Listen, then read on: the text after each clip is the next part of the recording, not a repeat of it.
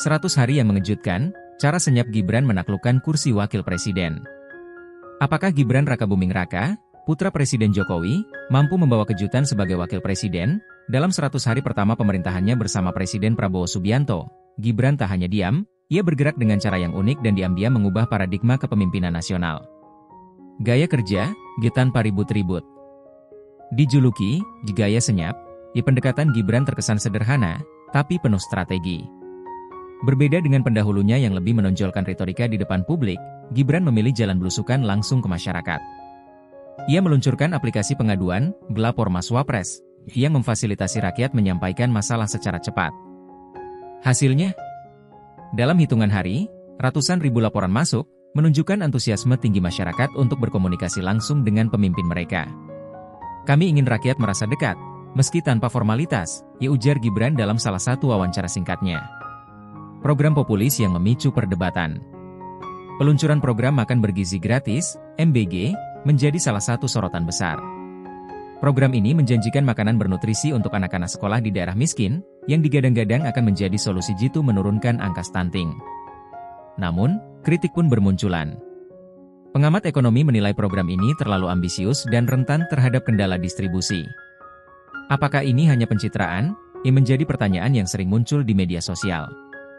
Meski demikian, survei Litbang Kompas menunjukkan tingkat kepuasan publik terhadap program ini mencapai 78%. Masyarakat memuji keberanian pemerintah memprioritaskan isu fundamental seperti kesehatan anak. Kritik atas kabinet, gemuk. Salah satu kontroversi yang mengiringi 100 hari pertama pemerintahan Prabowo Gibran adalah formasi kabinet merah putih yang disebut terlalu gemuk. Dengan jumlah kementerian yang lebih banyak dibanding era sebelumnya, kritik soal efisiensi anggaran menjadi sorotan. Pengeluaran untuk alat tulis kantor, ATK, saja sempat viral di media sosial karena dianggap tidak wajar. Namun, Gibran membela keputusan ini. Kami butuh tim besar untuk mewujudkan janji-janji politik yang sudah kami buat, tegasnya. Ia juga berjanji akan memastikan efisiensi dan transparansi anggaran dalam waktu dekat. Fokus pada infrastruktur dan belusukan bencana. Selain program populis, Gibran aktif melakukan kunjungan ke lokasi-lokasi yang terdampak bencana. Ia hadir di tengah korban gempa di Jawa Timur dan banjir di Sulawesi Selatan.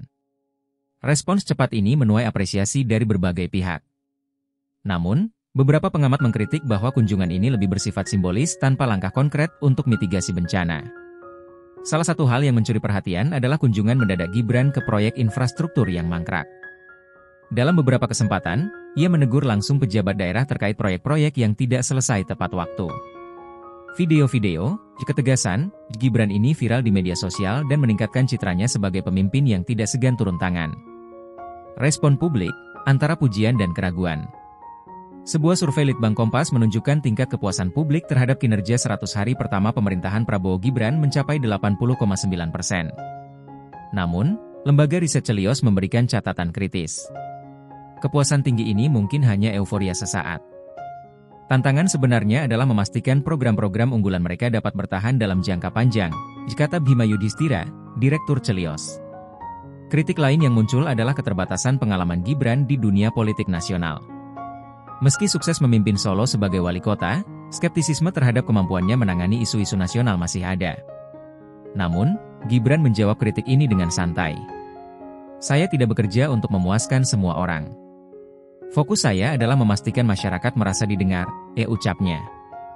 Tantangan ke depan. Meskipun mendapat apresiasi tinggi, beberapa tantangan besar masih menanti Gibran. Program makan bergizi gratis harus membuktikan efektivitasnya, terutama di daerah-daerah terpencil. Selain itu, janji pemutihan utang UMKM yang menjadi salah satu fokus kampanye mereka juga belum terlihat realisasinya secara signifikan. Kedepannya, publik akan terus memantau apakah Gibran mampu mempertahankan momentum ini atau justru tersandung oleh ekspektasi tinggi yang ia bangun sendiri. Yang jelas, dalam 100 hari pertama ini, Gibran telah menunjukkan bahwa gaya senyap pun mampu menciptakan gebrakan besar.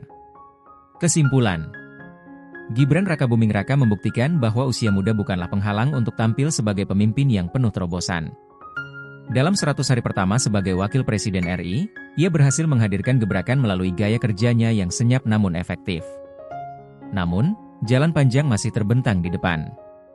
Akankah ia mampu melampaui ekspektasi atau justru terjebak di tengah tantangan besar? Hanya waktu yang bisa menjawab.